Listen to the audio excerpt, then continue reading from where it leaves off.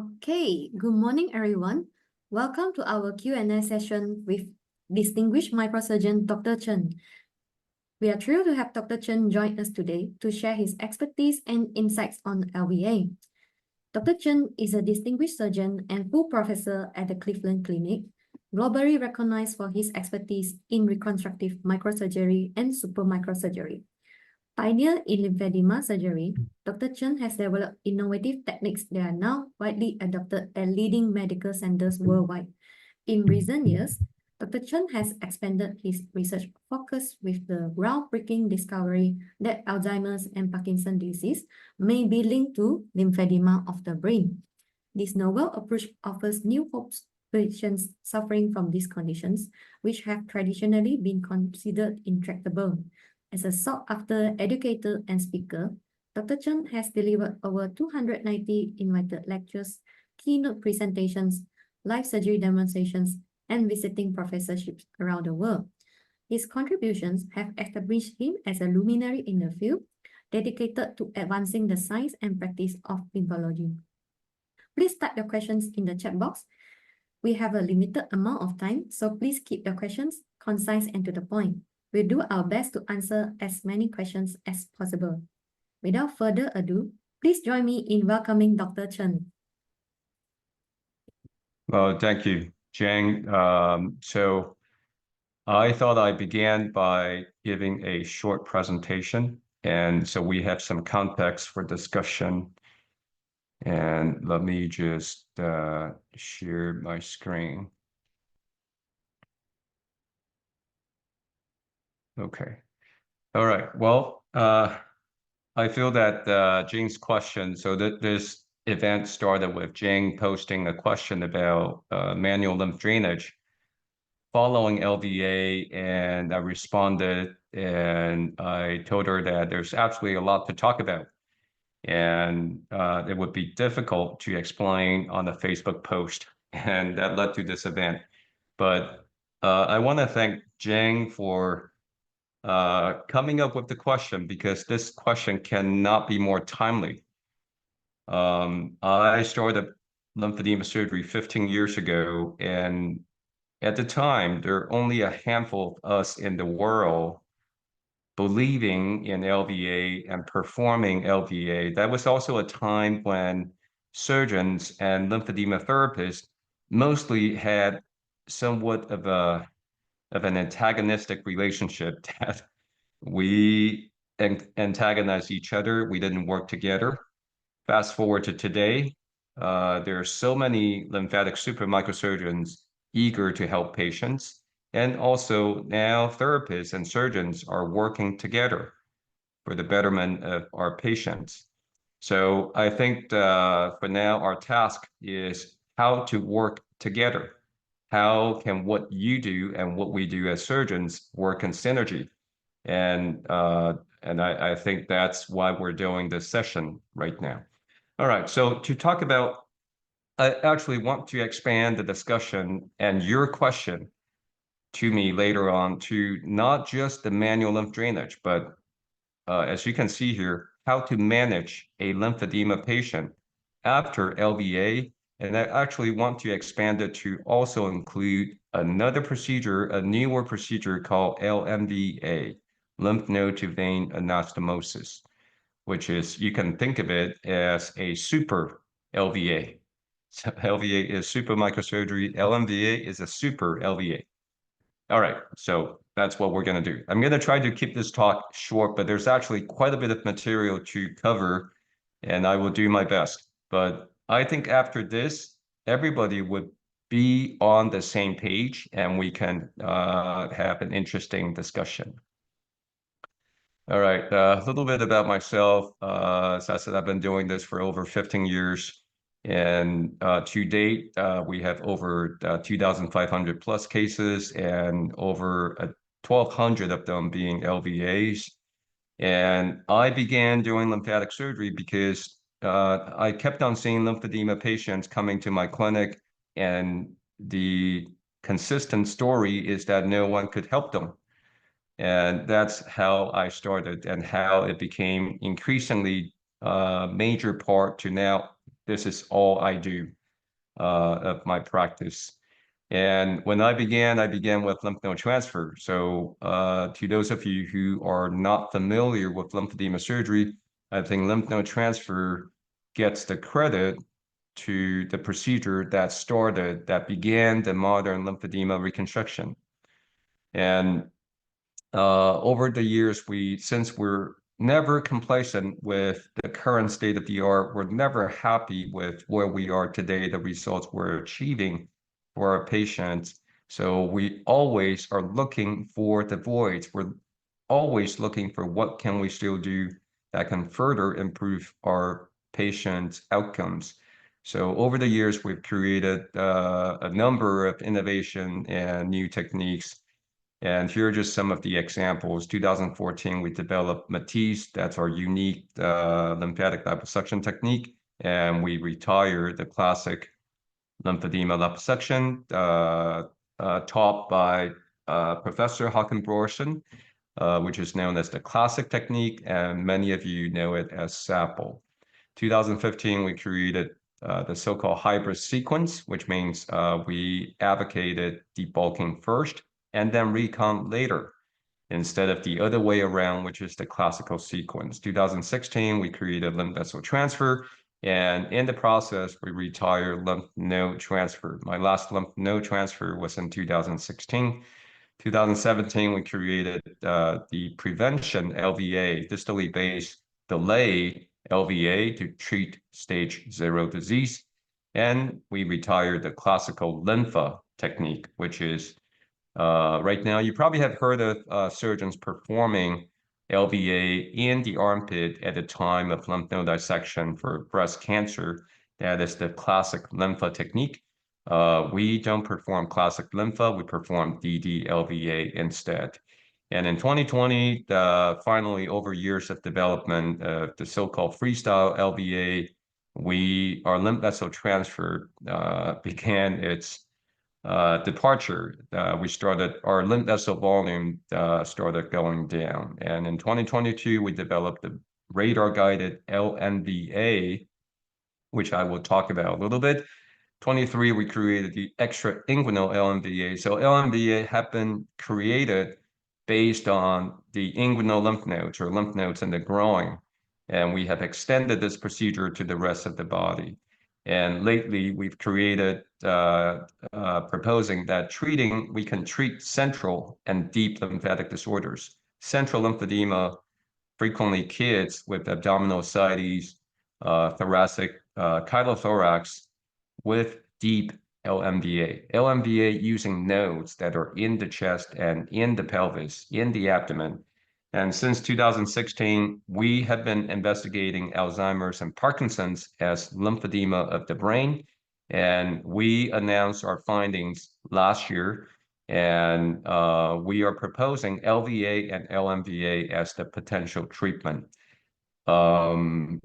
Stay tuned. Actually, just next month, the very first robotic LVA to treat Alzheimer's disease will take place in South Korea. And I expect that in the coming 2 years, we will be hearing lots of reports from around the world about this topic. So definitely a very exciting time. Right, now we'll skip this. This is my old algorithm back in 2011. This is my current algorithm. As I said, DD-LVA for stage 0, prevention prevention LVA, and LVA and LMVA for fluid disease. Lymph vessel transplant is almost, for the most part, obsolete. Our MITESE liposuction for solid disease and Charles procedure, fortunately, is rarely needed, with improved education of the healthcare providers, physicians, and therapists, and patients alike. Patients are seeking care, seeking treatment earlier and earlier, and as a result, we're now rarely need to perform Charles procedure, which is a good thing. All right, now finally getting to our main topic, LVA. So to know how to manage LVA patient after the surgery, we need to start out by understanding what is LVA. So this is essentially what an LVA looks like. So on the left-hand side, you have the venous system. On the right-hand side, you have the lymphatic system.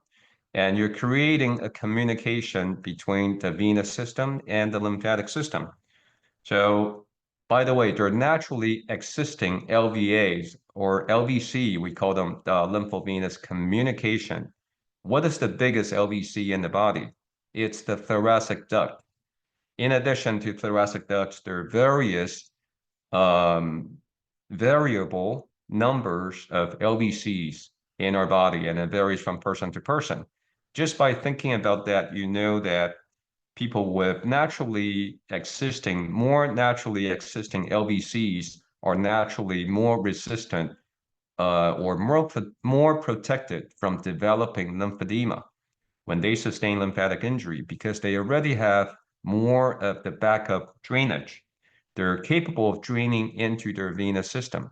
And we should know and remember that all lymph eventually drain into the venous system.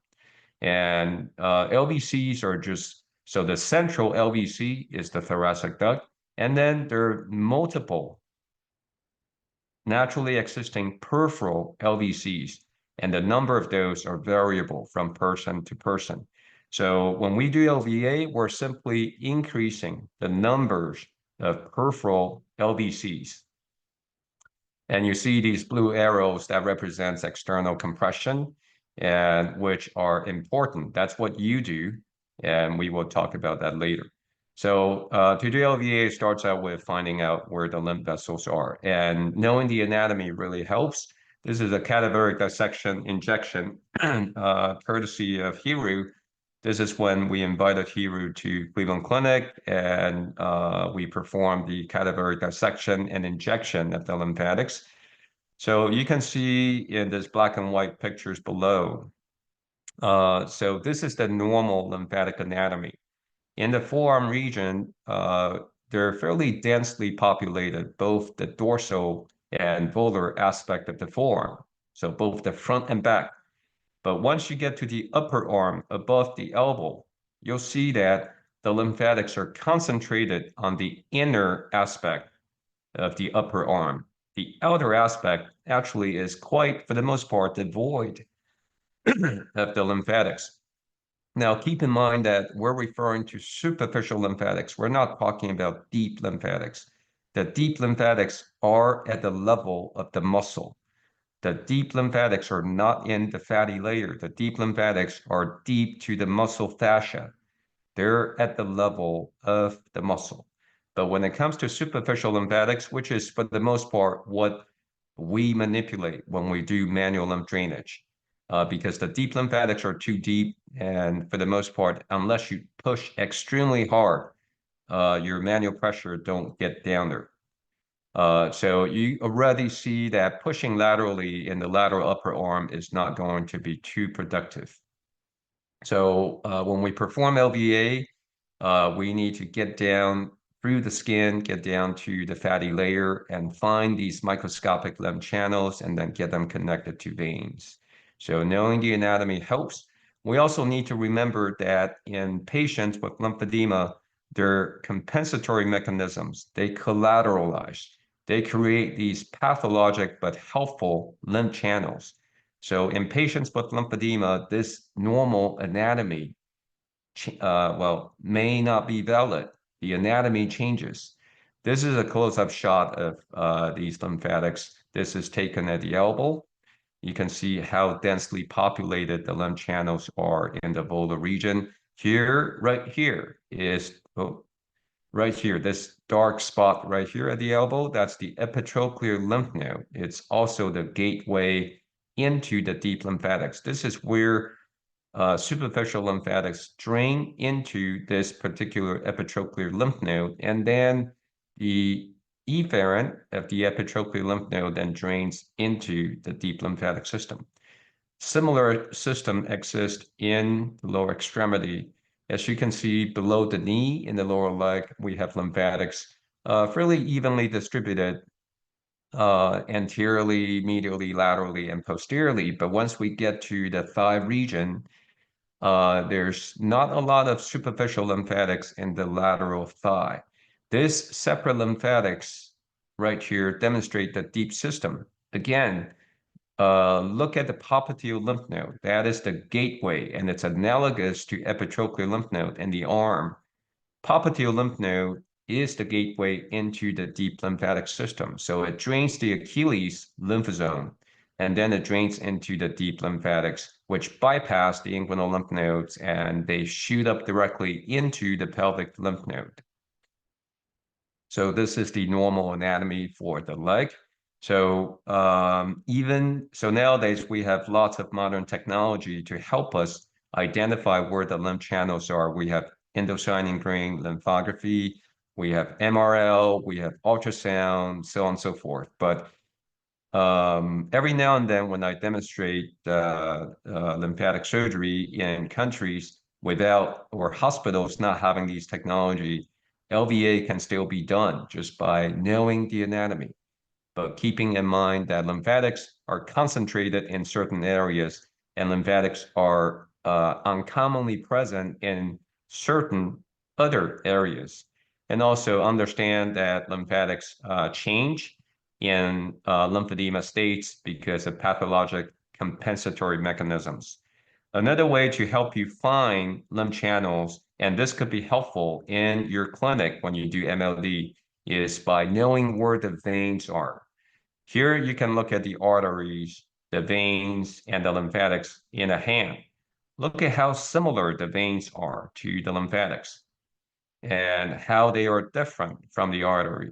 So this has to do with how we are developed. This has to do with the embryology, how the venous system and the lymphatic systems are just twins or brothers.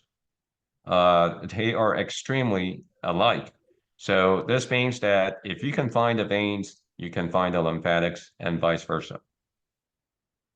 Now, you probably heard of surgeons debate about various ways to connect the lymph channels and veins together. There are so many configurations, end-to-end, side-to-side, side-to-end, and our octopus technique. So this controversy is still ongoing, although I think it's somewhat less controversial today than before. My take has always been beggars can't be choosers.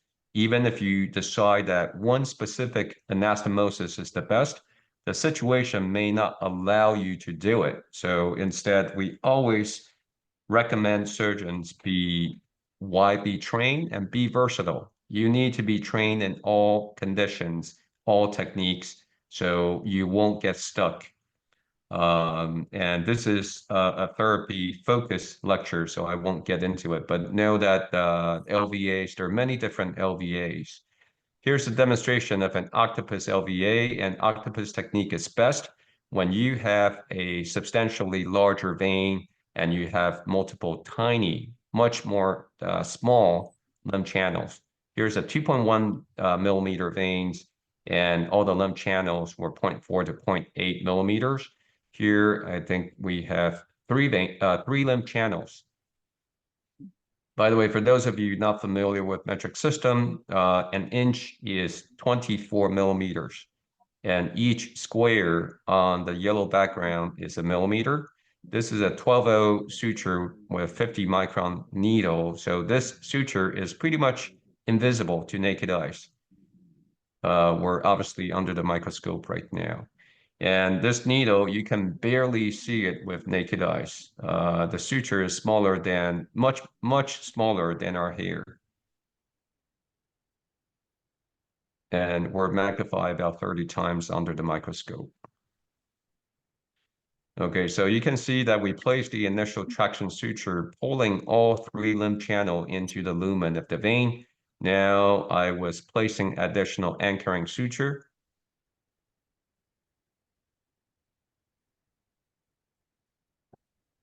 And placing more anchoring suture. And once there's sufficient anchoring sutures, we can then remove the original traction suture.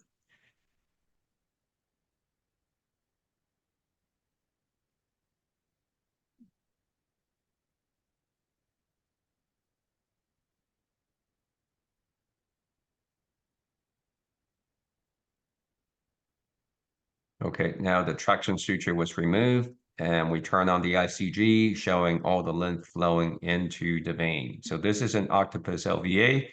Here's a demonstration of an end-to-side anastomosis, end-to-side LVA. Again, we have a larger vein, 0.9. We have a smaller lymph channel, but it's only a single lymph channel, and that's why we elected to do end-to-side, end of the lymph vessel to side of the vein. And we don't need to watch the entire video. It's, again, more sewing, just stitch by stitch, just like vascular surgery, although a lot smaller. Let's fast forward to the end.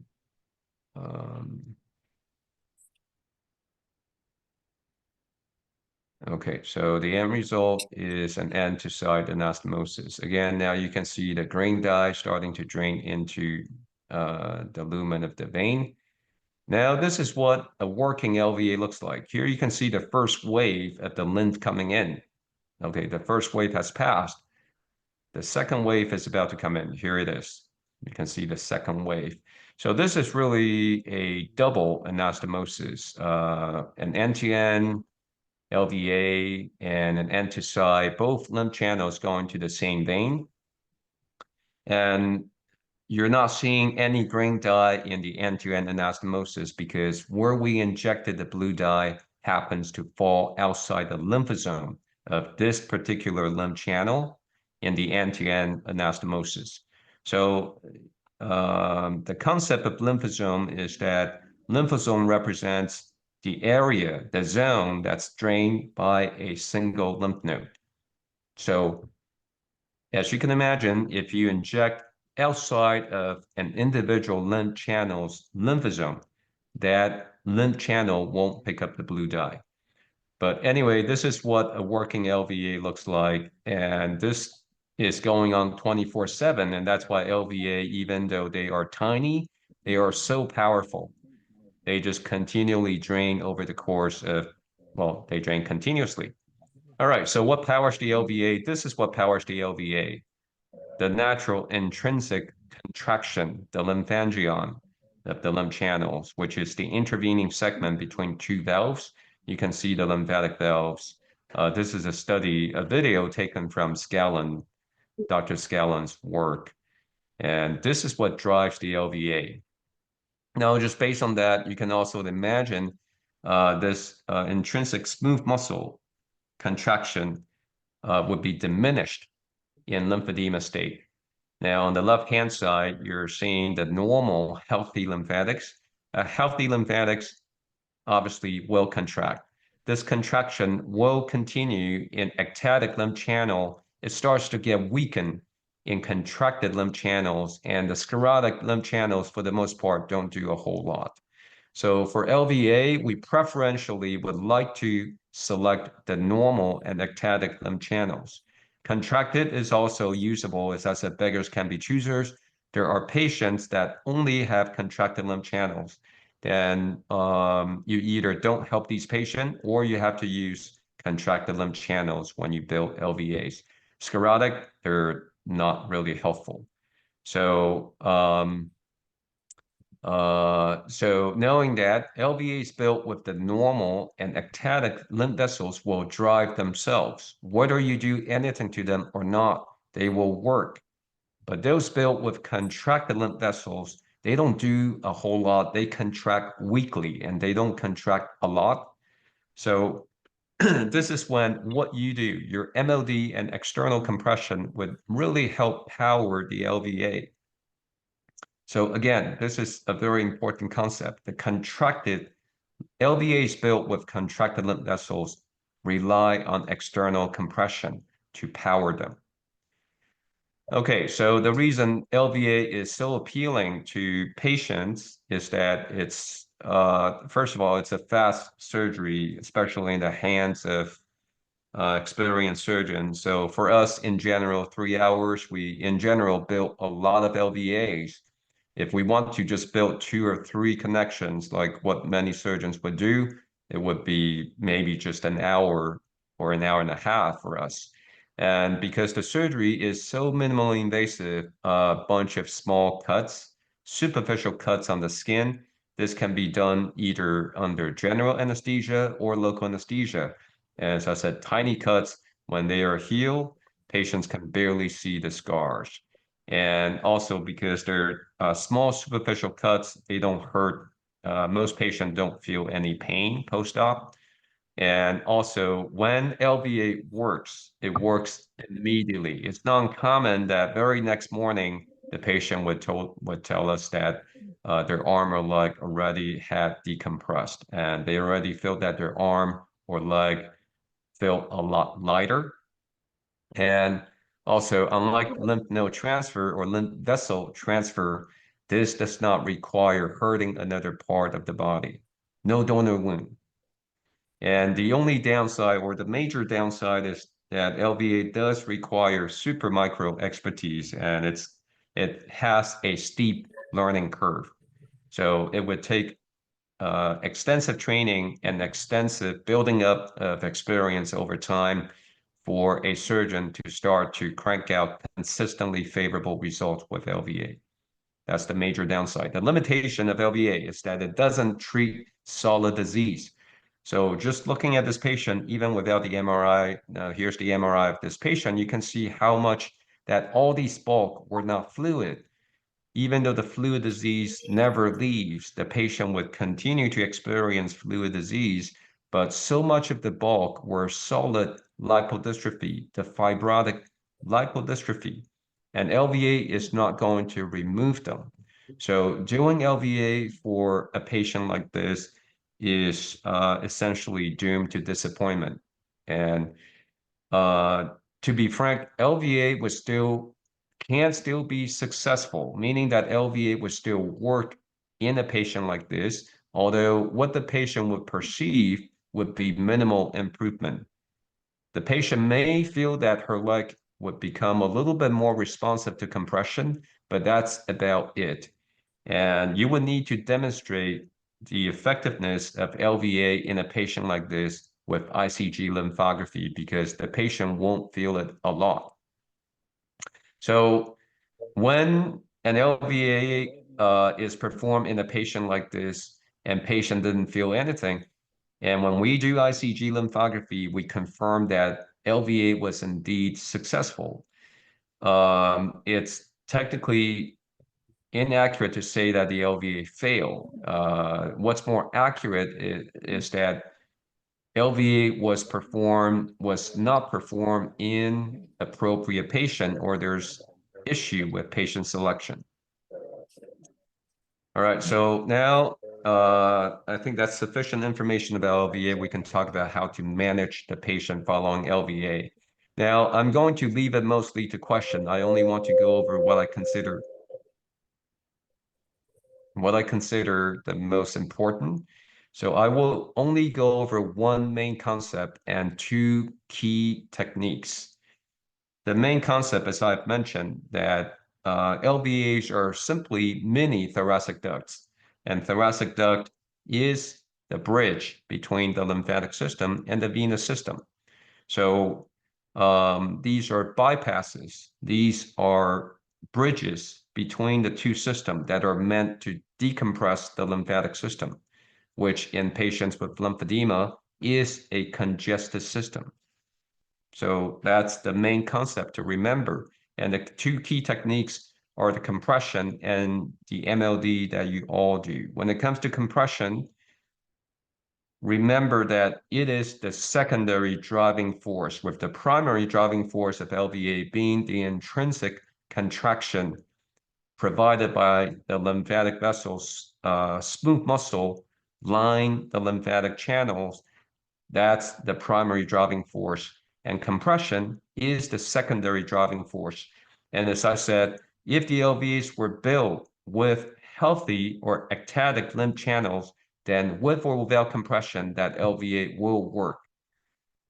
On the other hand, if the LVAs were built with weak lymph channels, then these LVAs, at least initially, are nothing more than static communication conduits between the two systems.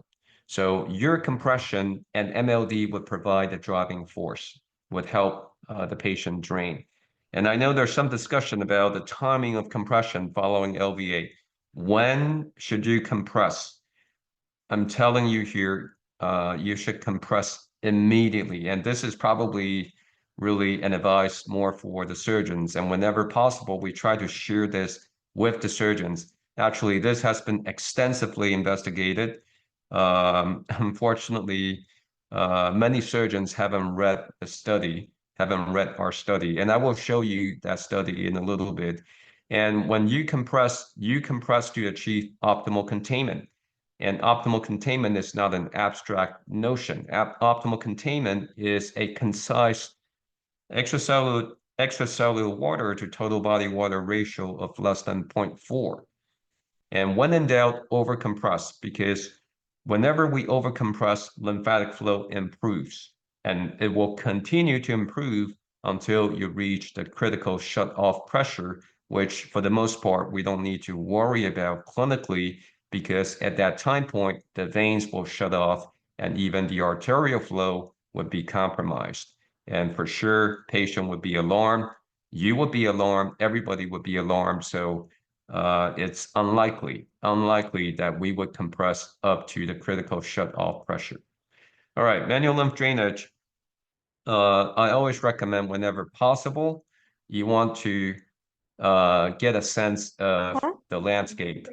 You want to find out what the lymphatic system looks like before you start to do manual lymph drainage. And that's the concept behind ICG-guided MLD. And it's basically similar to nowadays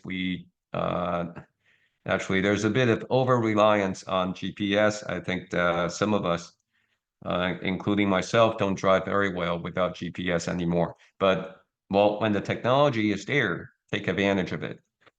And also to remember that the anatomy in lymphedema patients are different. So the normal anatomy that you have studied may not apply. So this would be another reason why having an ICG created roadmaps would be helpful.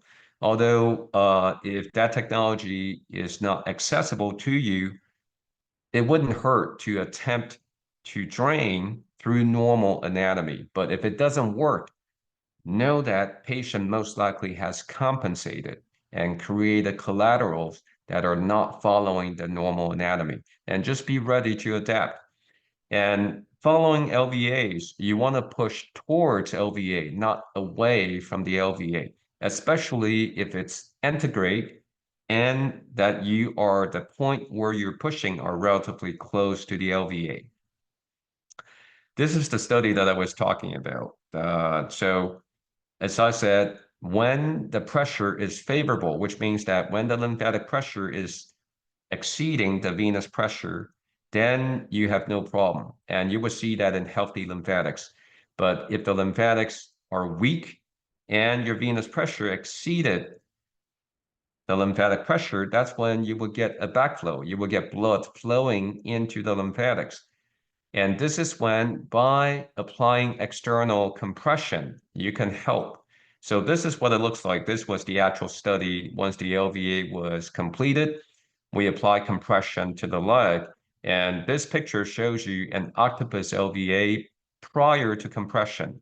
So observe closely. You can see blood in all three lymph channels. So these are three lymph channels, and this is a single vein. You can see blood in the lumen of the vein. You can see blood in all three lymph channels, most prominently in the bottom lymph channel.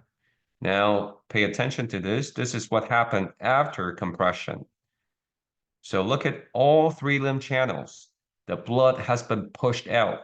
The bottom one still has a little bit of staining, but you can see it's actually now filled with lymph. And also look at the vein. No more blood in the veins lumen.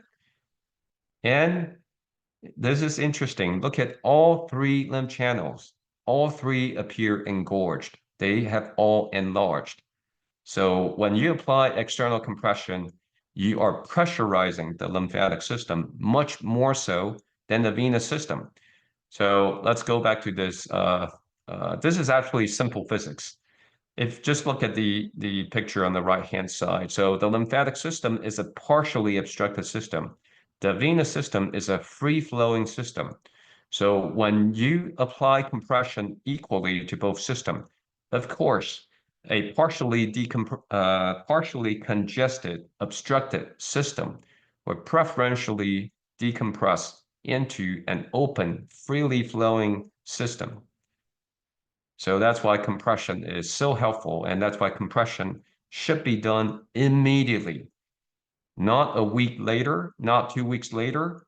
I know there's some different opinions among surgeons, but if your collaborating surgeon don't compress, or they compress 2 weeks later, or a week later, or they compress with weak pressure, please direct them to our study. This was I think the study came out 2015 or 16, quite a while back. Now, compression garment, again, I want to just not talk too much to leave time for question. So make sure that we achieve optimal containment before the patient gets measured for compression garment. So ECW, TBW of less than 0.4. And yeah, so that indicates and confirms optimal containment. And you say, what if I don't have bioimpedance spectroscopy? Well, that's when you use your clinical judgment. When patients are in optimal containment and they are maintained in optimal containment, they would tell you their leg or arm look the same. Morning, afternoon, evening, they look the same. They're well compressed. They're well contained at all time. And they also tell you their leg feels light, skin is loose and relaxed, skin is wrinkled, and the tissue feels soft.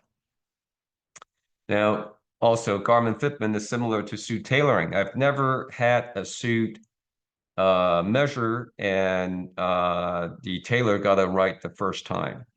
Always, they need to create a kind of a prototype, and you try them on, and they would measure you again and then make adjustment. So rarely is the first measurement, the first garment good for the patient. So make sure that you follow up with the patient afterward and ask them, you have previously achieved optimal containment with bandaging. Now, your garment, once you transition into compression garment, your garment should do the same. If you swell, if you have more swelling than when you were bandaging, then this garment is no good. We'll need to readjust. And as said, when the garment is working, patient would tell you that their arm or leg looks the same day and night. And compression is the single most important post-operative parameter. This is the most important thing to get right. Everything else is secondary. If this is achieved, then you would potentiate and so substantially augment the effectiveness of LVA. And for the most part, achieving appropriate compression, surgeons rely on you because most of us don't measure the patient for compression garments.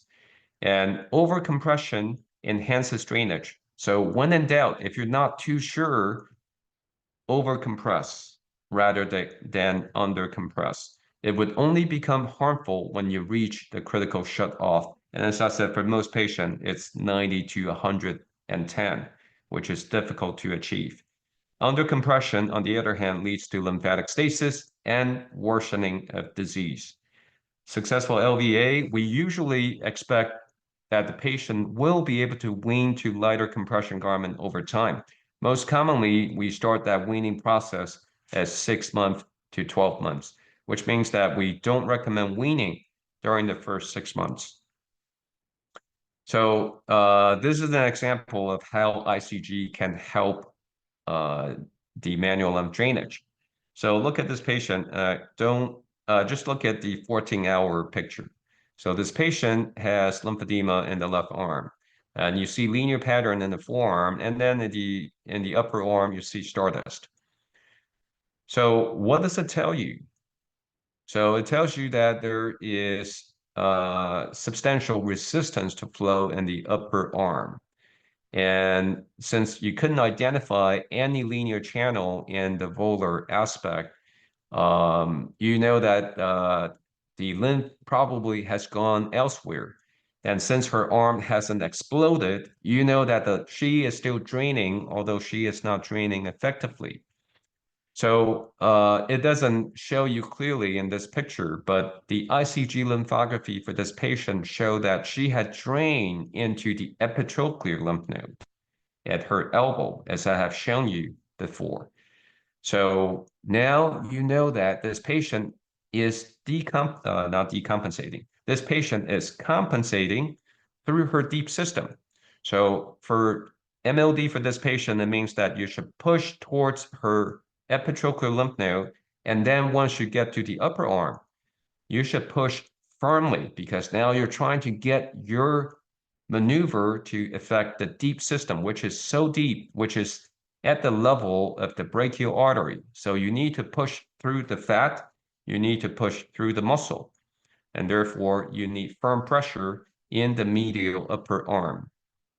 Now, a little bit about the LMVA, as I said. So the LMVA was originally created by a Polish surgeon in the 60s and enhanced and revised by Dr. John Pak, out of South Korea. And we began offering LMDA after investigating it for several years, but we found that these techniques still have rooms for improvement. So the issues, we won't go into the specific issues, but this is our technique. Essentially, we use ultra-high frequency ultrasound to qualify and select the best lymph node. And then we use a radar technology to tag that lymph node.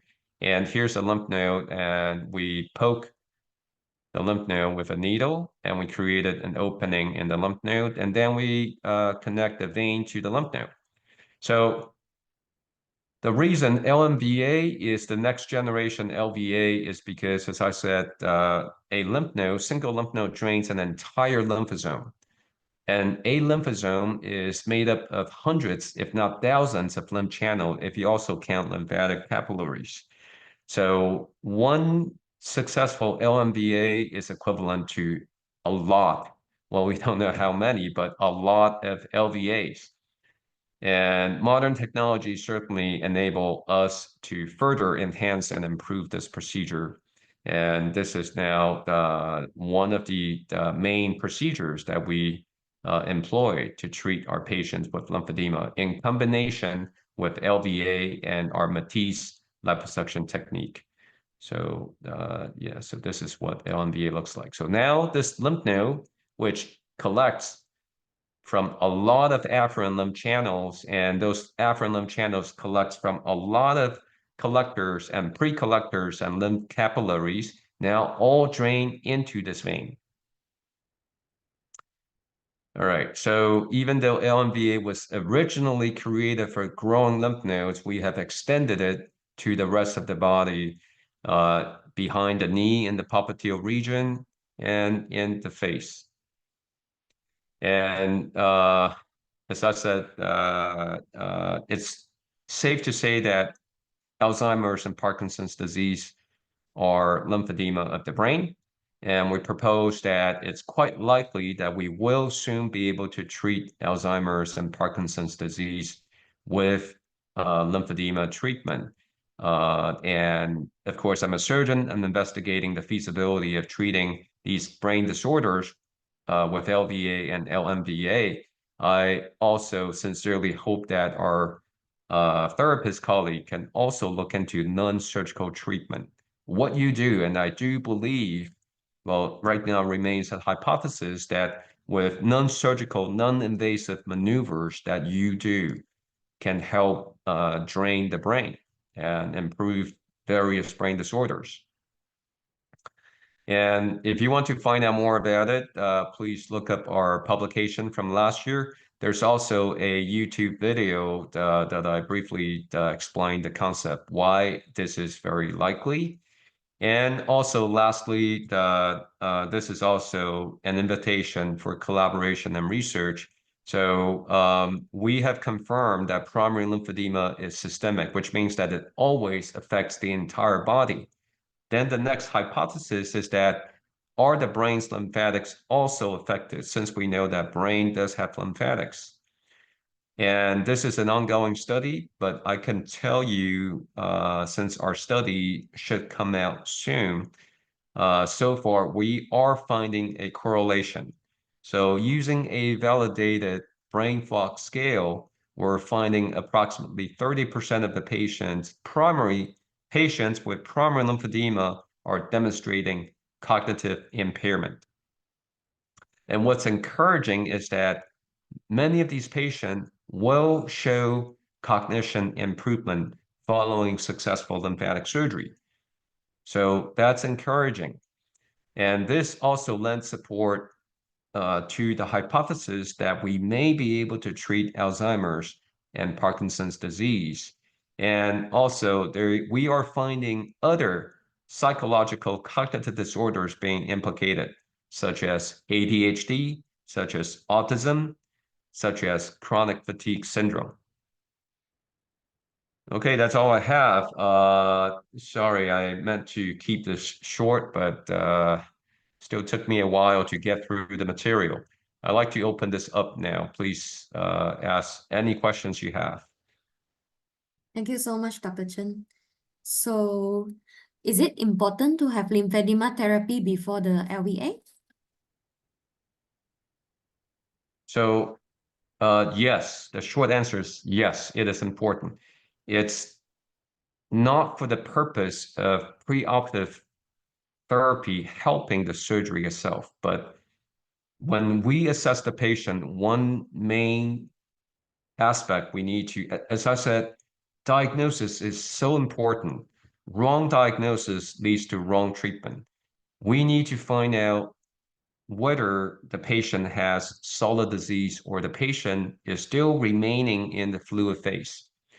As I have shown in my lecture, that if you treat a patient with extensive solid disease with LVA, that treatment is doomed to fail. Well, not failure. It's not fair to say that both patient and the surgeons alike are likely to be disappointed. So when the patient has gone through successful preoperative lymphedema therapy and patient come to us well-maintained, well managed, and having no fluid swelling, that allows us to accurately detect the presence of solid tissue, solid disease.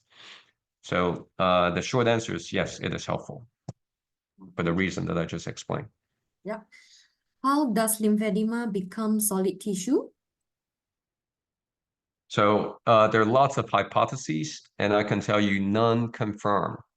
So the most popular mechanism is that lymphedema somehow turn on the lipogenesis pathway and stimulating or steering the stem cells into differentiating into adipose cells.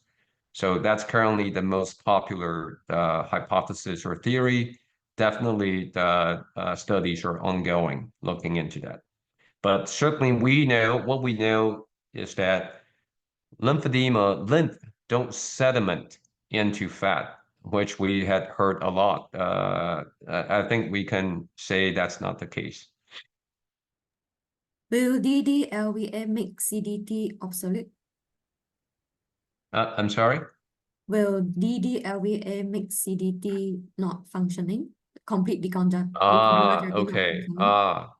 Actually, I will expand that question to will lymphedema surgery make CDT obsolete? I think that concern at least partially contributed to the antagonistic relationship between surgeons and therapists at least 15 years ago. I think that concern, hopefully I can put your mind at ease. I wouldn't be worried about that. So that worry is similar to nowadays where, by the way, another arm of our research is robotic supermicro LVA. We're going to be using, actually, we've already started doing that. using the robot to perform LVA. And really, the value isn't so much to benefit well-trained super microsurgeons. The benefit is to put super microsurgery, put LVA in the hands of surgeons who are not trained in super microsurgery. So now some super microsurgeons said, will the technology negate our years of training? How, well, that's not fair. And another concern is autonomous robot. When autonomous robots come along and all surgeons would be out of a job. And another concern, let's say, for example, there are scientists working on medication that will treat lymphedema. So should we all be concerned when that medication gets worked out, then not just surgeons, but you would also be out of a job? Well, I don't think we need to be worried about that, or we would just spend our days worrying. Actually, if one day that happens, I would be all too happy. There are plenty of other things that we can all do. So let's not spend our time worrying.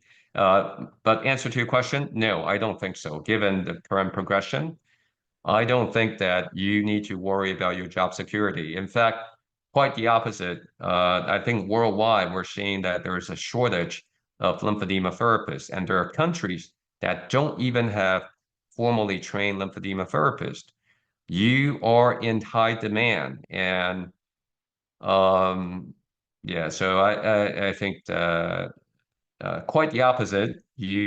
I think you are in blue ocean. You have highly desirable, highly needed expertise. Yeah, I'm actually looking forward for the medication.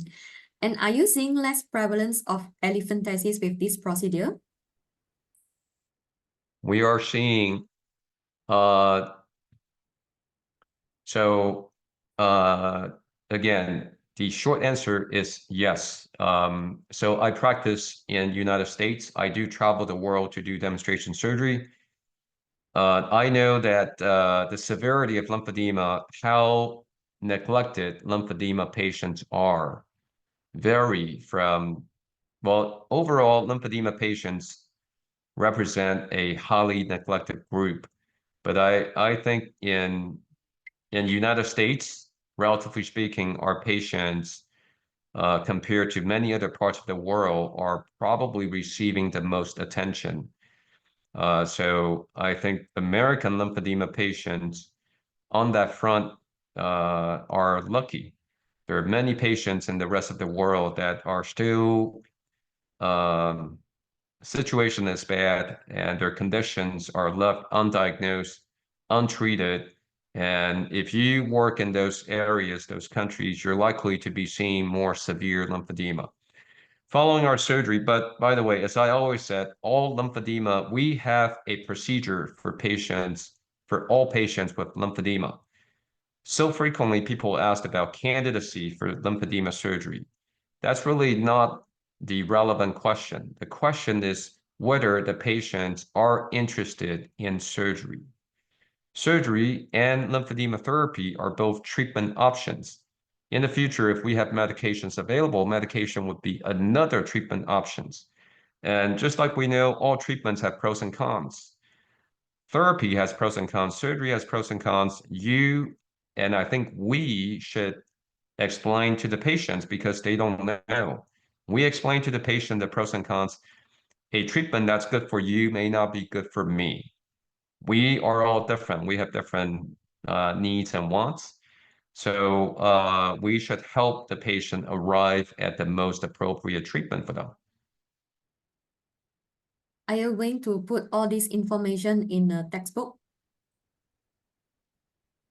I have been. I'm consistently writing textbook chapters. But by the way, if you're interested in staying up to date, my recommendation is don't read textbook. The main plastic surgery textbook that all American plastic surgeons read, the newest edition just came out. I think it came out last year, and I just received my author's copy because I wrote the LVA chapter in the textbook. But I wrote, well, this video is recorded, so I wrote that chapter years ago. And even when I wrote that chapter years ago, I held back our most updated information at that time, not because we didn't want to share, but because we knew that even if we share our most updated information, it would not be well received. And also, we need to share responsibly. A textbook, people want mature, tried and true, non-controversial information. So you're not going to get the most updated, the cutting edge information from textbook. You go to textbook for tried and true. You go to textbook for standards of care. But lymphedema management, few are standards of care. These are all cutting edge, novel treatments. So go to literature, go to studies. Can you describe more about MITESE and what we can do post-op for that? So MITESE, well, it's abbreviation for minimally invasive tissue excision with skin excision. It's our unique lymphedema liposuction. There are a lot of technical differences from, well, it's actually so different. There's nothing similar to cosmetic liposuction.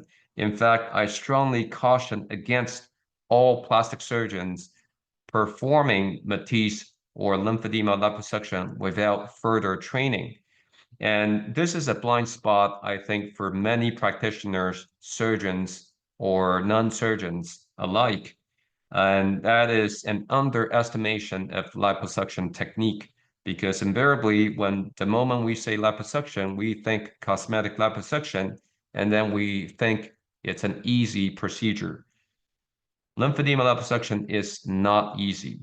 So if a plastic surgeon who is obviously well-trained to perform cosmetic liposuction without further training proceeded to perform lymphedema liposuction,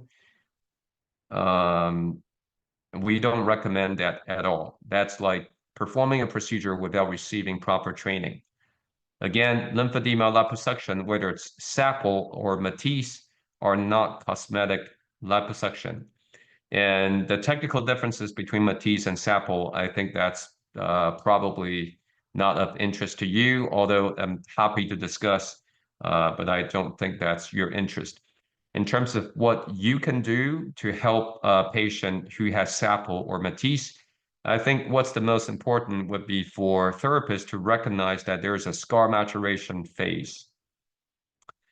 Obviously, there are a lot of fibrosis generated by lymphedema that would get removed by MITESE or SAPL, but then we're not going to be able to remove 100% of the abnormal tissue. Let's say we remove 95% of the abnormal tissues. There's still 5% that gets left behind, or 2% or 1% microscopic amount of pathologic tissues that were left behind.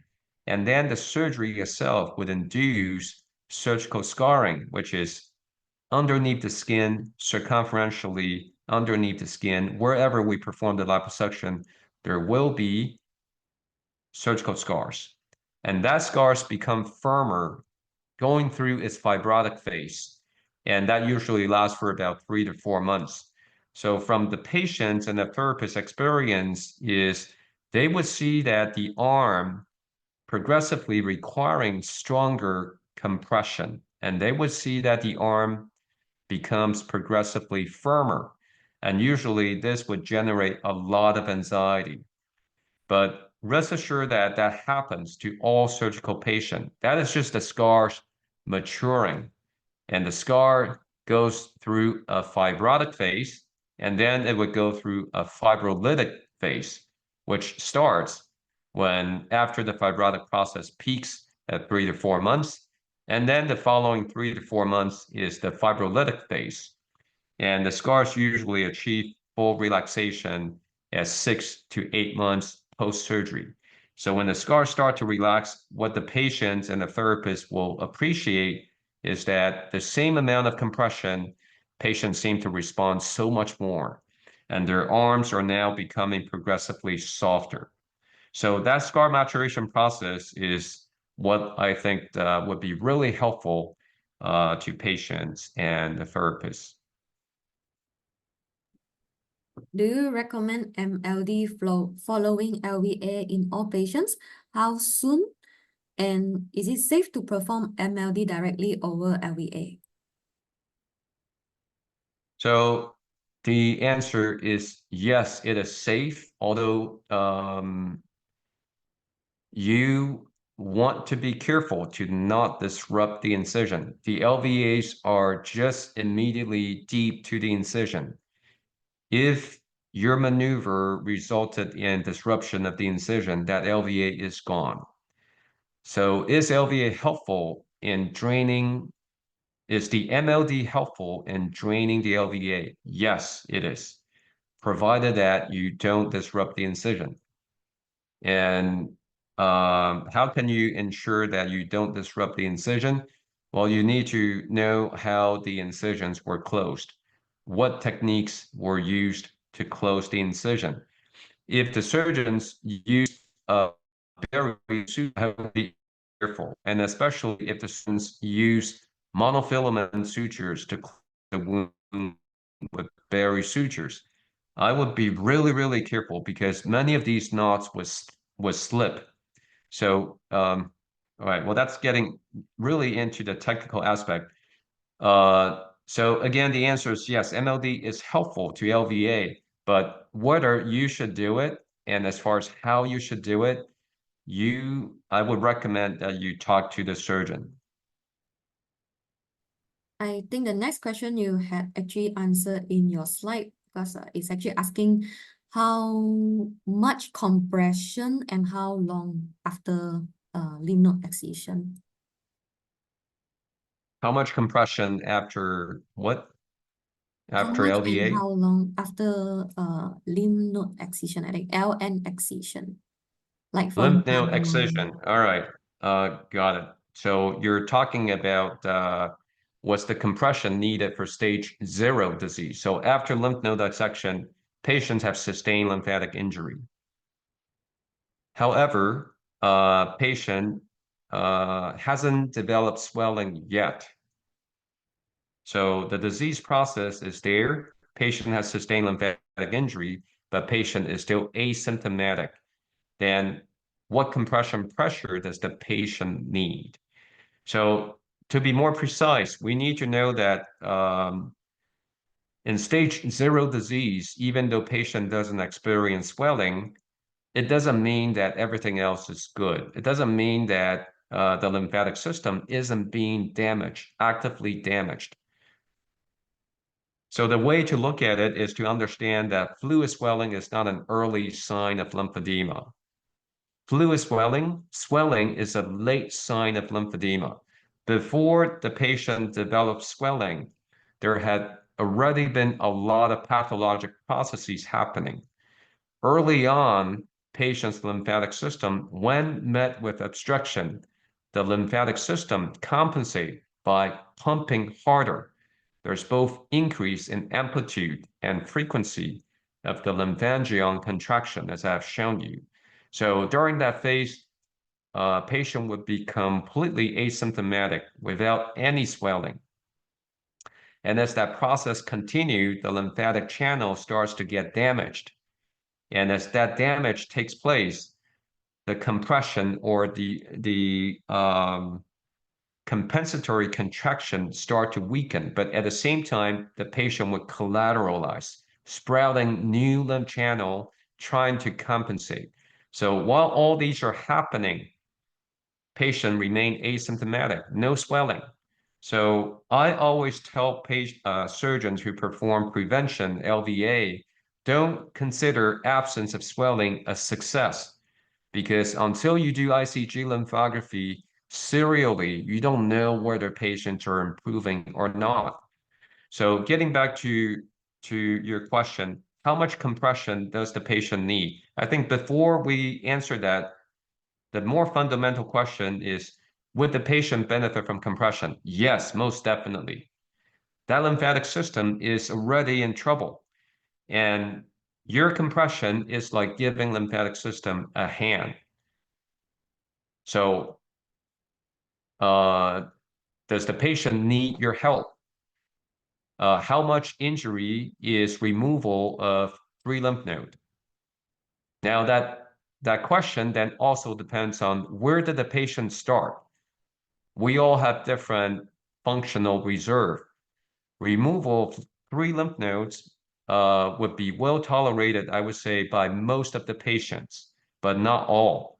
For some, removal of 3 lymph node is significant. It would significantly impair them. So ICG study would help us. And so with ICG lymphography demonstrating the severity of injury, then we have a clue how much pressure is needed. Obviously, more severe the injury, more pressure would be needed. But in general, I would say patients who remain asymptomatic don't need flat knit custom garment. Most of these patients could be well compressed, and you actually would see improvement on their ICG with compression using circular garment. And when it comes to circular garment, using in this prophylactic sense, I always recommend the highest pressure that could still be tolerated by the patient, and that patient can still demonstrate good compliance. The stronger the pressure, the worse the compliance, the less they would be willing to wear it. So this requires an open dialogue with the patient. By the way, this was already studied. This was published quite a while back. It was a Japanese study. Look it up. I think it came out 2016-17. They studied 200 or so breast cancer patients, and they performed ICG lymphography on all patients.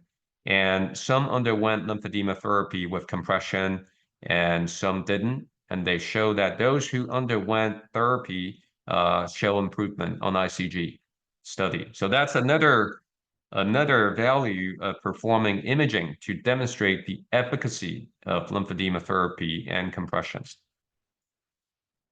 Hey, when you say bandage or compression right after surgery, will this be same gradient compression technique that we used prior to surgery or slightly looser?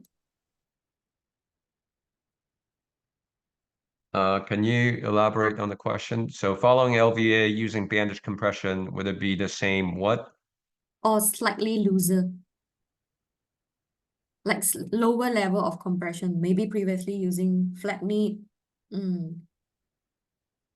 So, okay.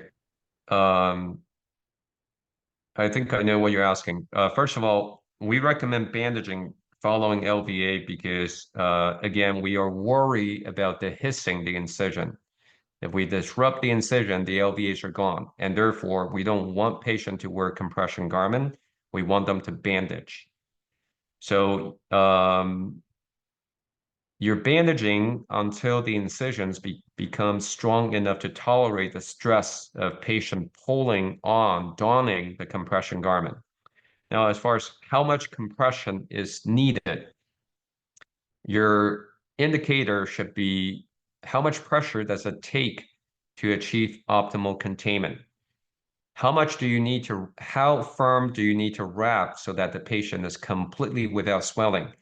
Now, for those of you who have access to Sozo, put the patient on Sozo, or wrap the patient, and when the patient come back next time, remove the wrap, put them on Sozo, and take a look. And by the way, I would suggest that you don't look at LDEX, contrary to the company's recommendation. I would suggest that you go to the raw data, look at the ECW TBW ratio, because Sozo insists on the provider indicating the disease limb, and with the assumption that the rest of the limbs are healthy. But we know that in so many patients, they have multiple limb involved, especially for lower extremity patient who has cervical cancer, uterine cancer, ovarian cancer, prostate cancer.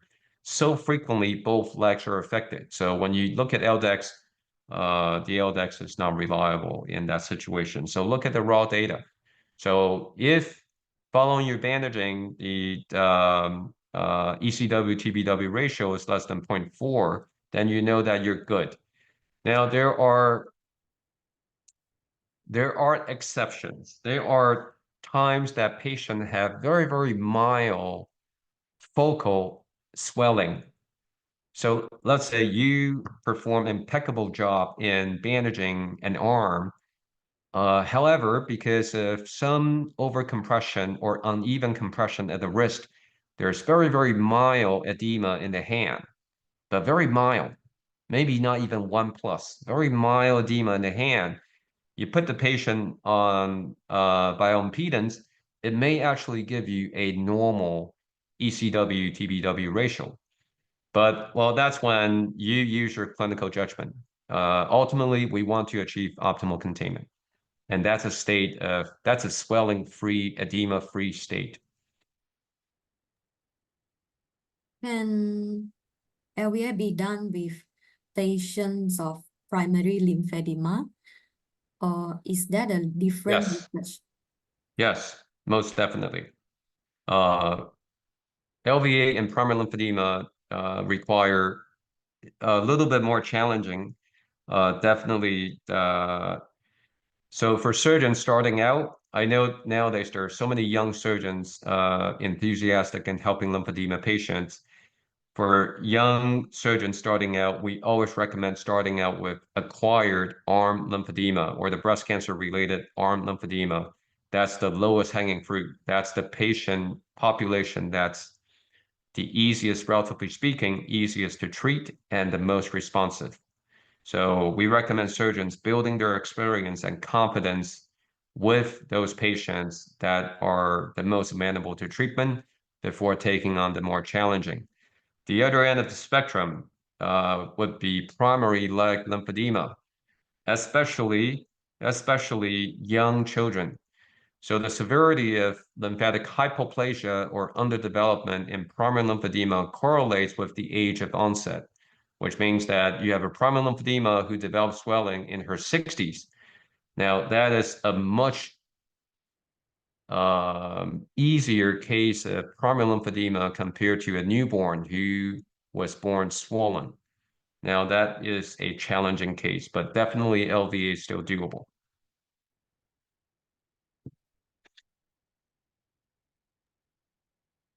Would you recommend optimal decongestion before surgery and continue with short stretch bandage after surgery for maybe 4 to 6, I'm not sure, day or week prior to getting measured for custom compression garments?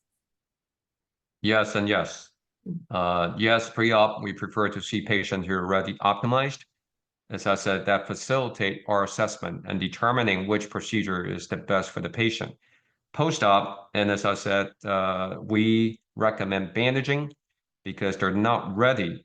First of all, the compression pressure that they need to achieve optimal containment has already changed with successful LVA. They may not need as much pressure. And also out of concern for compression garment disrupting the LVA incisions. So bandaging for 4 to 6 weeks is a good duration. For uneventful wound healing, usually by 6 weeks out, the wound will reach its peak strength for uneventful wound healing. 4 weeks out is also pretty good already. The wounds at that time are fairly strong. So 4 to 6 weeks is good. I'm currently seeing a 6 years old with PIK4 mutation, PIK4 mutation. She is just now starting lymphedema treatment. We are struggling with compliance with compression due to age. Is the surgery implicated sooner rather than later? Okay, and there are multiple questions embedded in that question. So you have a pediatric lymphedema patient, and most kids are not compliant, and they just don't know. And by the way, I always empathize with the parents of these children. Yes, the children are suffering from lymphedema, but for the most part, they don't know, and not knowing probably is good for them right now. So they don't know that they're not worrying, but the parents are worry sick. So you are in a position to provide comfort. Definitely comfort these parents. So the question is, well, first question, can surgery help a young pediatric primary lymphedema patient? As I said, yes, most definitely surgery can. And the second question is surgery better sooner than later?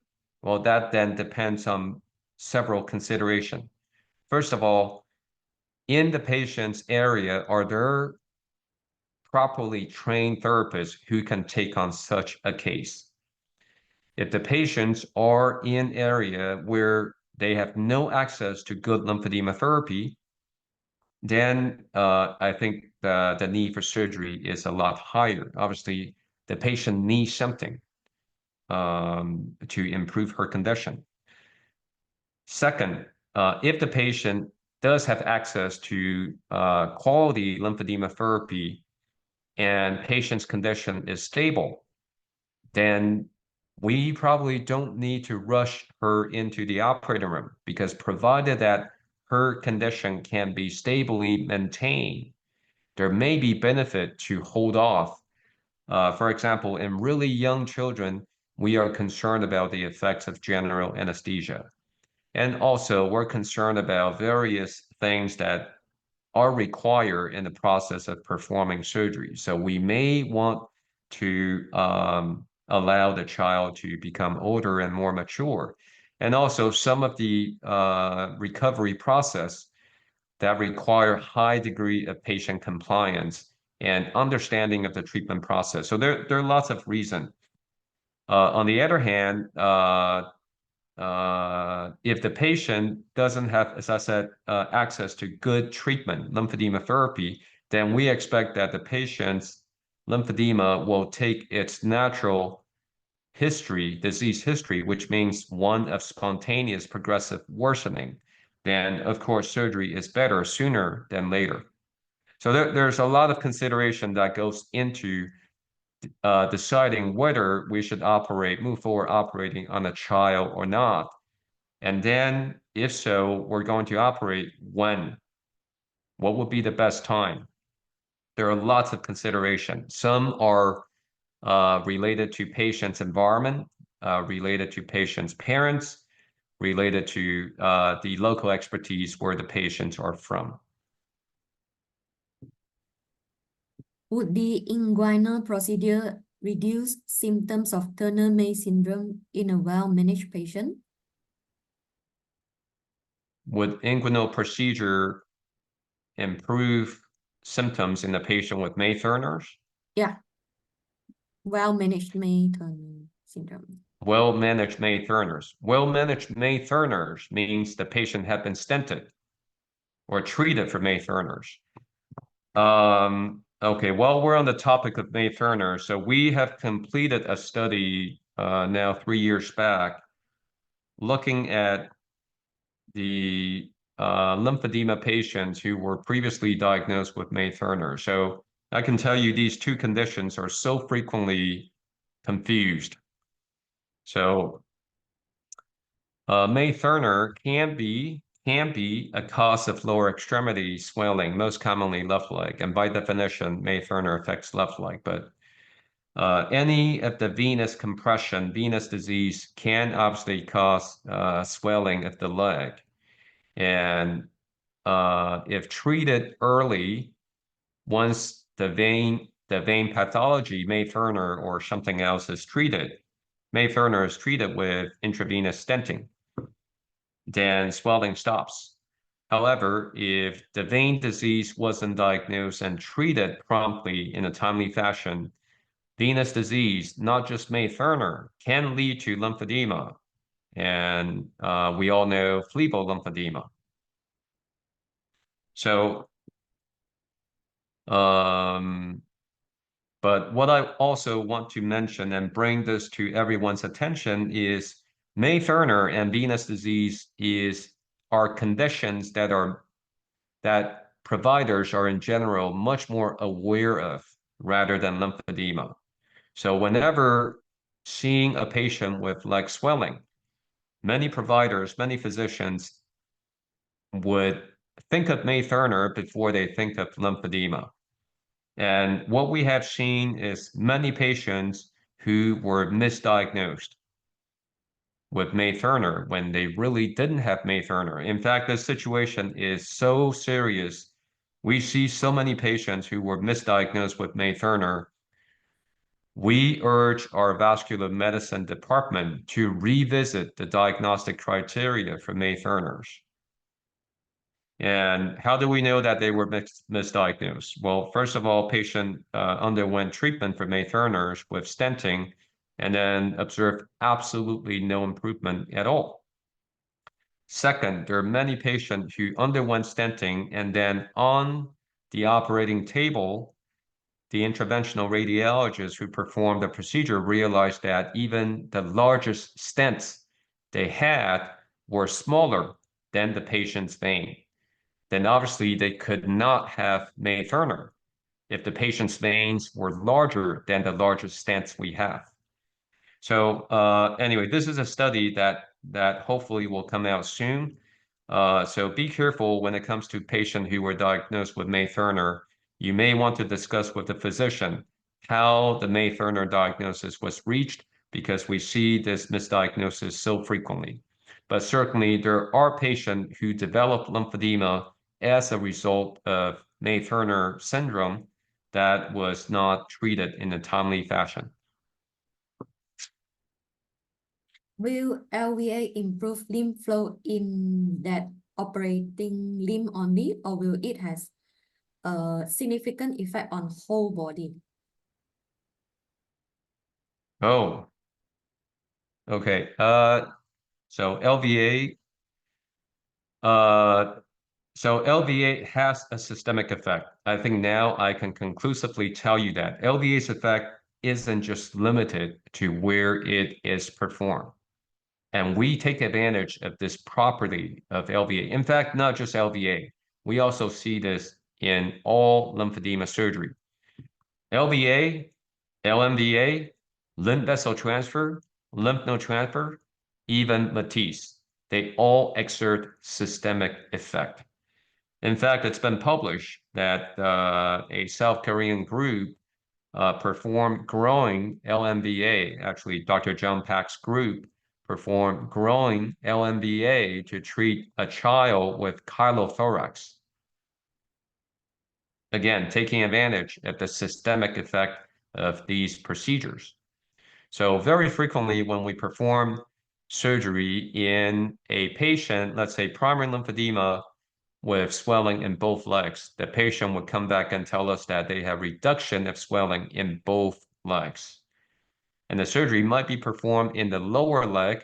They would say, I have reduction of swelling in lower leg, also in the thigh, and also in the lower leg and thigh of the contralateral lower extremity.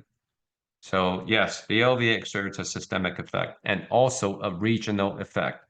And also our plan of treating Alzheimer's takes advantage of this phenomenon of systemic improvement. This means that if Alzheimer's disease represents brain lymphedema, we don't necessarily need to open the skull and operate on the brain to improve the brain's lymphatics. We can perform LVA elsewhere and improve the brain. But we certainly should take advantage of the regional effect of these procedures and perform LVA close to the brain. It could be on the face, it could be in the neck. So you mentioned that it is unlikely to put too much compression on the lymphatic system because most likely the patient will be able to tell that it's painful or uncomfortable. So could you give us a number of the critical shutdown level? So the critical shutoff pressure has been published, and it's been published several times. As I said, we know that it varies from person to person. But in general, when you get to about 60 or so, you'll see the toes or fingers turning purple. And usually that would alarm the providers and the patient alike. And usually, if you have purple color that are unresolved, even with elevation, you're compressing too much. And critical shutoff pressure based on what's been published range from 90s to 100 and teens. And we know we're in the era of precision medicine, so we know that everybody is different. And by the way, the critical shutoff pressure could be detected by using a simple blood pressure cuff and ICG. You can progressively increase the pressure and you can detect when lymphatic flow stops. Yeah, so that's doable if you're interested and you want to look at your own lymphatic shutoff pressure. It's pretty easily done. And by the way, when you inject, so many people said ICG study is painful. ICG study doesn't need to be painful. It has to do with how the study is performed.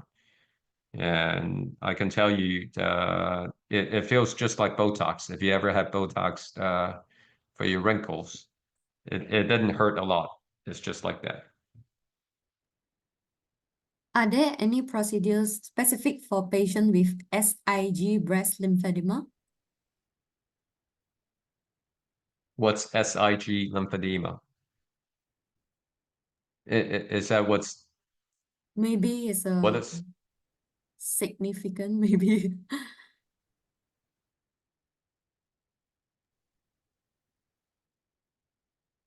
I don't understand the question. Maybe the person who posed the question. I mean, they can ask directly vocally if they want. Okay, we will go to the next question first. I see patients with breast or trunk fibrosis from radiation with no visible swelling with lumpectomy patients, but more of a shrunk and painful breast skin tissue.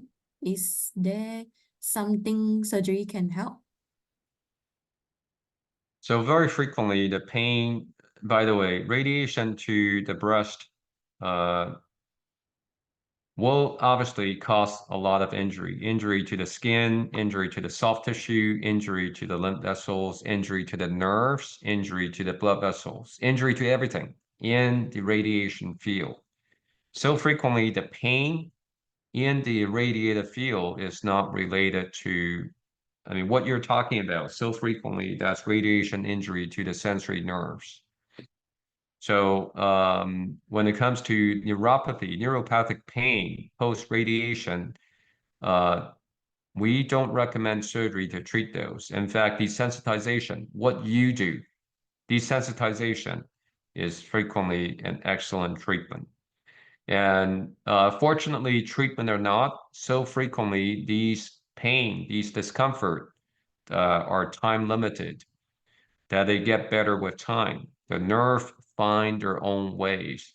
Brain eventually recognized that nothing bad is happening to them. The nerves were simply damaged and they're not firing correctly. We sometimes do operate to treat what's called painful neuroma, and that's just the nerve healing. The nerve sustained radiation injury, and the nerve isn't healing properly. The nerve actually healed overly rigorously, resulting in this nerve being overly sensitive. So we would go in, try to identify the neuroma and cut out the neuroma. But when we do so, so frequently, we were not able to identify the neuroma, but just the act of getting back into that field, creating fresh trauma, allowing the patient to start the healing all over again. And frequently that takes care of the problem. But we uncommonly need to do so. Most commonly, this condition is self-limited. Can deeper MLD techniques damage lymphatic vessels? Is there anything we do that might damage the lymphatic system? I'm sorry, can you repeat the question? Can deeper MLD techniques damage lymphatic vessels? Okay. Yes. Is there anything we do that might damage that lymphatic system? So the lymphatic system, the lymph channels are a lot more, well, they are delicate, but at the same time, they are a lot more robust than what I have heard many therapists given the credits for. I don't think I don't think you need to be overly concerned about damaging the lymph channels. I know there's some discussion among therapists about what is the most appropriate pressure for manual lymph drainage. Um, I'll leave that discussion to you. I will tell you that from our study, the higher the pressure, the better the lymph flow, the more rigorous the lymph flow. And actually, that's how you demonstrate the critical shut-off pressure. And in general, the higher the pressure, the stronger, the more rigorous the lymph flow. And I don't think you need to be overly concerned when you push on the skin that you're going to cause damage. In fact, the lymphatic system, even let's say, assume that you are pushing so rigorously, you rupture a lymph channel. Based on how we know the lymphatic system, its remarkable regenerative capacity, I don't think you need to worry. In fact, one of the difficulty in performing animal studies of lymphedema is that it's very difficult to create a durable lymphedematous condition. It's very difficult. We cut the lymph channel, it grows right back. We cut out a segment of lymph channel, both ends find each other and they grow right back.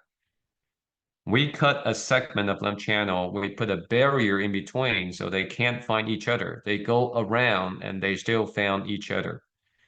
And so, as I said, lymphatic system is quite robust. And I don't think the therapists in general need to worry too much. One most reliable way to damage lymphatic system that we know of is radiation. Radiation, really, really bad. So I think people who really do need to think a little bit about, or maybe not, but I think radiation, as far as we know, unfortunately, as of today, we still need it to treat cancer, but that's probably the only thing that radiation is good for. Radiation is bad for pretty much everything else. So one day when radiation oncologists are out of a job, I think as medicine progress and advance further, it's a matter of time because radiation is such a bad thing. How can patients find qualified surgeon? So I think the best, yes, we get that question a lot. People ask whether there's a registry that lists all the qualified surgeon. So when it comes to lymphedema surgery, there isn't such a thing as you're certified, just like you're certified lymphedema therapist, and we are board certified plastic surgeon, or we are fellowship trained microsurgeon. Well, such a formal certification process for lymphedema surgeon does not exist. So, for example, the very first formal lymphedema surgery fellowship, we at Cleveland Clinic just started last year. So actually our very first, this would be the world's first fellowship trained lymphatic super microsurgeon is about to complete her training in 3 more months. So that's exciting. She'll be the very first formally fellowship trained lymphatic super microsurgeon. So in terms of finding qualified surgeon, I would encourage the therapist and the patient just ask the surgeon. And given the nature of lymphedema surgery, I think these would be fair questions, even though it would be a little bit awkward for the surgeons and for the people asking questions. How many of these have you done? And what has been your experience? Are you in general happy with your results? What's your success rate? I think these would be fair questions, just given the nature of lymphatic surgery. And as a surgeon, when asked, we should be transparent and open about these information.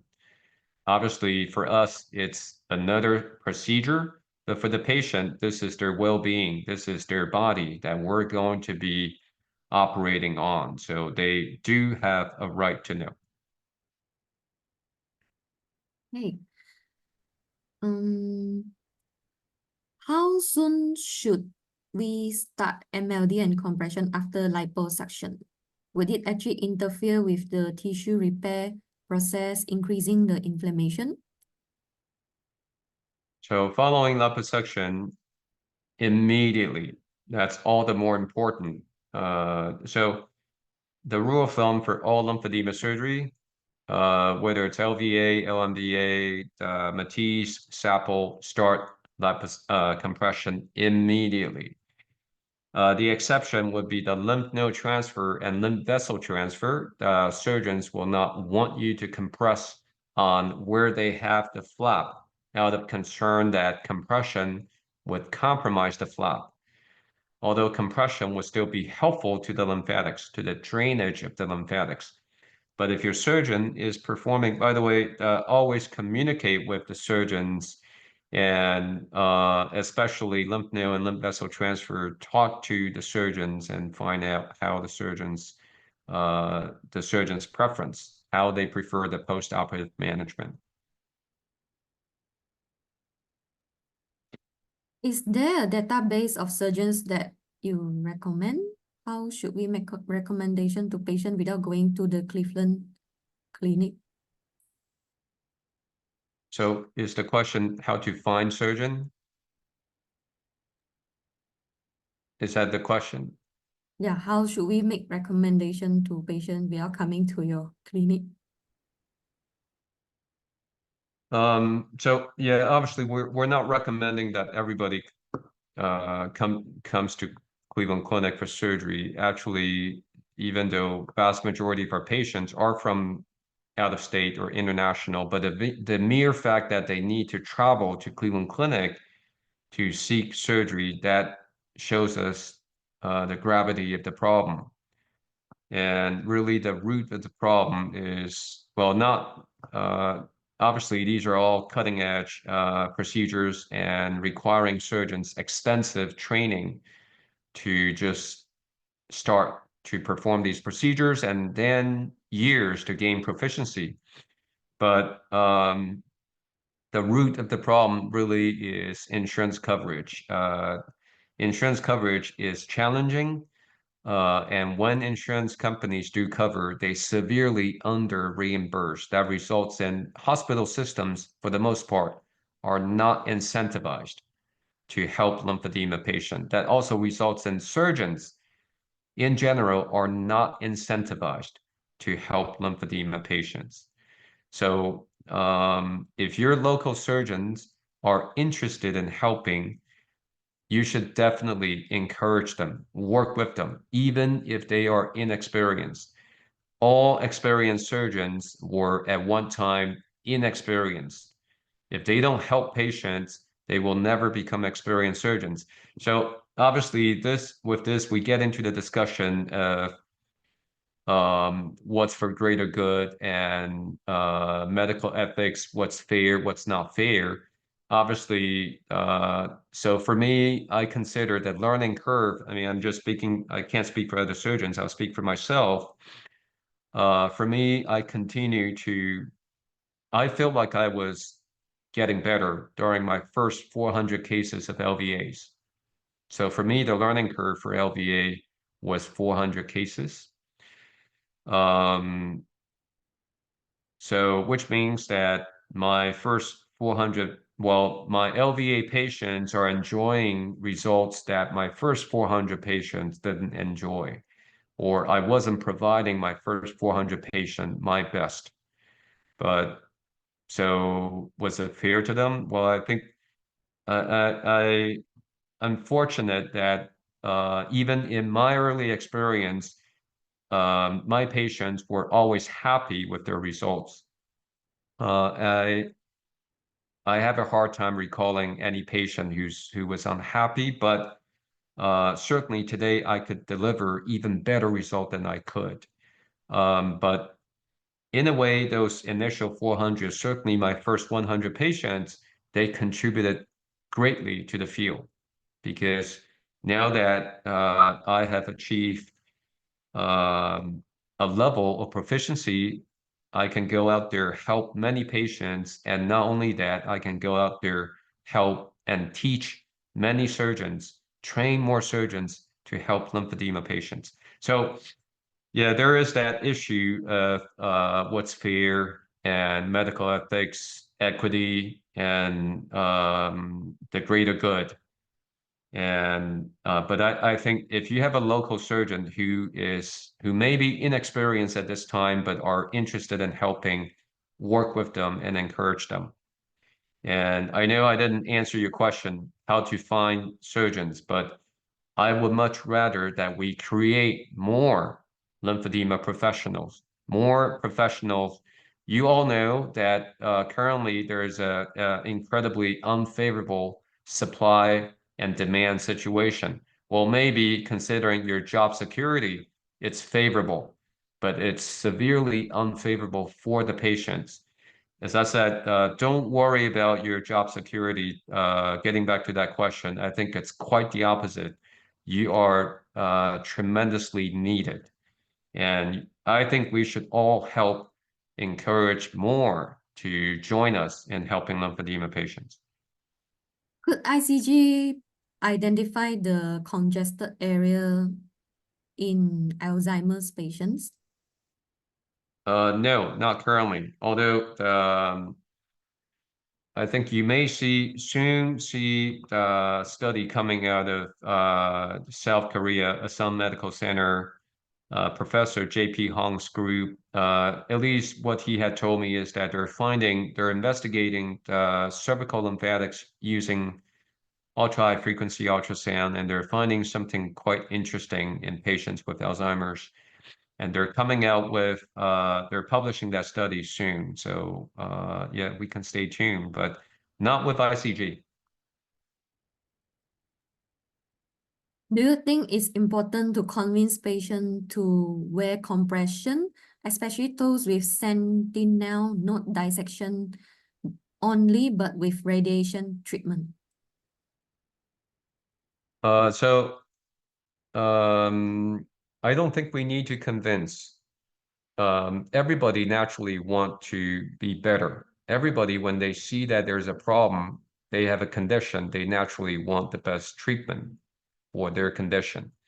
So I would suggest for these patients, the stage 0 disease, to all get lymphatic imaging with indocyanine grain lymphography. Once they see the injury, they will want to get treated. And then you can tell them, I recommend your treatment, compression being your treatment, or prevention surgery. Prevention surgery and compression both are effective treatment for stage 0 disease.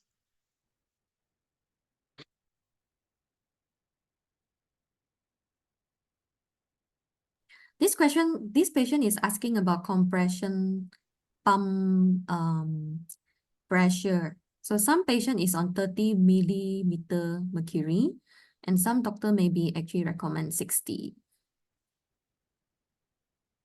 Actually, I'm not aware of doctors recommending 60 millimeter mercury, but as far as, the pressure used in manual lymph drainage is somewhat different consideration compared to the pneumatic compression pump.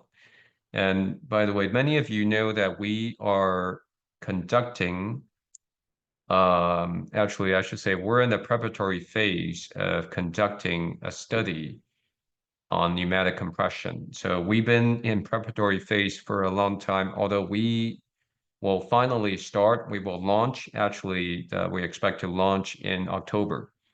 So far, all the evidence are suggesting that pneumatic compression is helpful.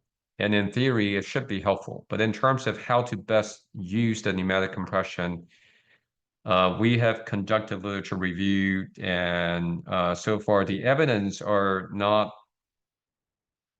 lacking precisely how to use it, what compression pattern, what compression sequence, what compression level. So all those need to be investigated, and we're going to start our study soon, and hopefully soon we'll be able to provide you with evidence-based answer. So what I'm trying to deliver to you are evidence-based information instead of my personal opinion. And whenever it's my opinion, I will let you know. But for the most part, we're talking about what has been proven and investigated. Would you do standard head and neck MLD treatment for lymphedema in the brain, lymphatic swelling in the brain? So, well, you're the experts of MLD, not me. So I think instead of asking me, ask yourself. But it's not accurate to say swelling of the brain. So lymphatic system in the brain performs the housekeeping job. It cleans up the brain. It cleanses the brain. And as we all know, they activate during our deep sleep, and which I didn't get a lot of last night. And so my brain right now is probably not very clean. So when the lymphatic system of the brain doesn't work well, our brain gets filled with garbage. And so the question that you can pose for yourself, and I'm posing to all of you lymphedema therapists, this would be an investigation. What can you come up with? Well, other than that we open up the skull and you directly MLD the brain, can you do something extracranial? Maybe on the face, maybe on the neck, maybe on the shoulder, scapular region, maybe in the clavicular region to help the brain. How can you transmit? Can you transmit the effect of what you do to the brain lymphatics? And to answer that question, I would encourage that you start out by reading the anatomy of the brain lymphatics and how the brain lymphatics communicate with the brain lymphatics outside of the brain, how the intracranial lymphatics communicate with the extracranial lymphatics. And I can share with you that the two major communications, one is in the neck through jugular foramen, the other is through optic nerve coming out through our eye socket and then communicating with our cheeks. So look in that direction. And well, if you're interested in research and you have some idea you want to test, reach out to me. I'm highly interested. We're interested in investigating not just surgical treatment, but also non-surgical treatment, lymphedema therapy, what you do.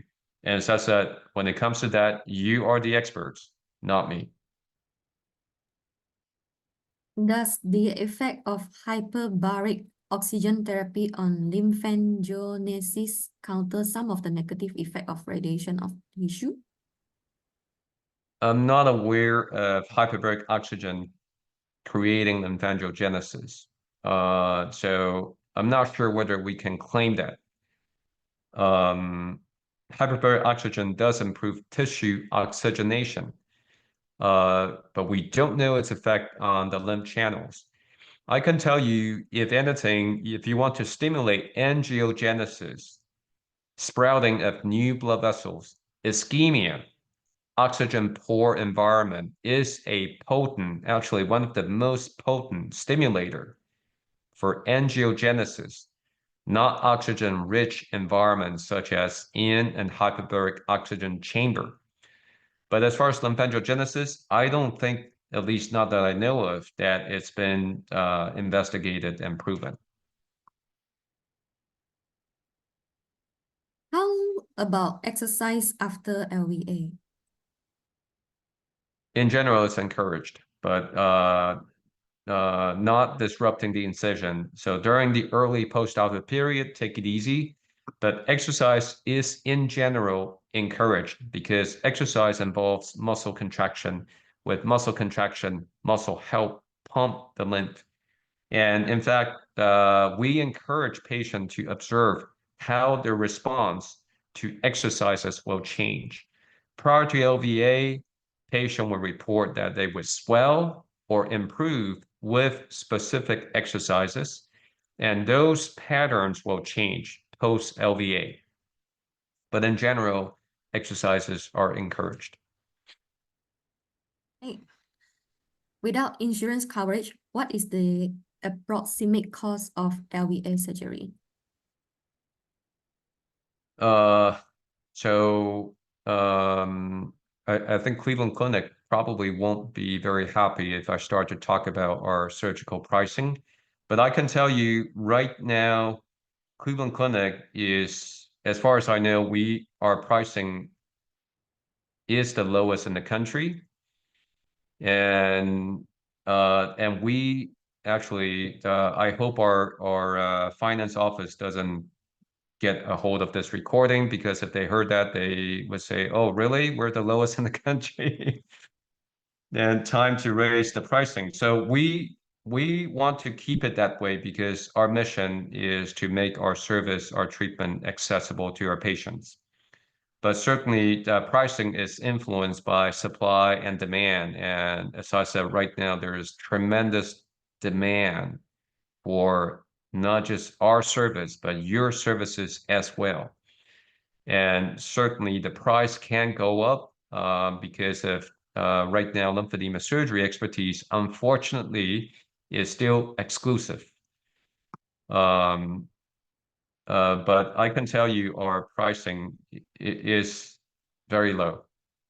It's below the market price. And yeah, so we are working on getting lymphedema surgery universally covered. I mean, what the insurance companies are doing is completely unreasonable. And whenever I can, I try to explain to them, yes, I understand your agenda of trying to pay minimally, but what you're not understanding is we're actually with you. By you covering the patient's surgery, by you covering their compression supplies, including compression garments, you would end up over time paying way less because this is a lifelong condition. If you don't provide coverage for proper treatment, you would end up paying a lot more. They're going to be getting worse and worse, and the cost of managing this patient will increase dramatically, exponentially soon, and lifelong. And yeah, so that's how it is as of today, and the insurance situation needs to change. Okay. So if ICG is not regionally available, what do you recommend for patients to assess their lymphatic injury? Well, lymphoscintigraphy and MRL. MRL is also not widely available. MR lymphangiography does require also the specialized expertise, but lymphoscintigraphy is more widely available. Although lymphoscintigraphy is much more qualitative, it doesn't provide usually granular details about the condition. It's really more of a yes/no, whether they have lymphedema or not. Although if your nuclear medicine doctors who interpret lymphoscintigraphy is more knowledgeable, they can actually extract more information out from the lymphoscintigraphy instead of just a yes and no, patient has lymphedema in left leg. So if you get a report, if you don't have ICG lymphography in your area and patient had lymphoscintigraphy done, pick up the phone, and the report just said, yes, the patient has lymphedema in left leg. Pick up the phone, call the nuclear medicine doctor and ask her or him, tell me more based on what you saw in the study. Tell me more. Is the lymph still getting to the inguinal lymph node? Did it get to the popliteal lymph node? And if so, how long did it take? All these informations are valuable. Do you see collaterals? If so, where were the collaterals? So all these informations are relevant and important and helpful. Okay, I think we clear all the questions. So Sonia is Okay, telling you, thank you so much for taking the time to give information and reaching to us clinicians so we can better treat our patients. Thank you so much for organizing this great info. Thank you so much, Dr. Chen. So yeah, thank you so much. right. Well, thank you for all being here. Yeah, it took us, well, almost 2 hours, and you all stayed. That's incredible. So next time I will get to hang out with lymphedema therapists. Looks like it's going to be at National Lymphedema Network.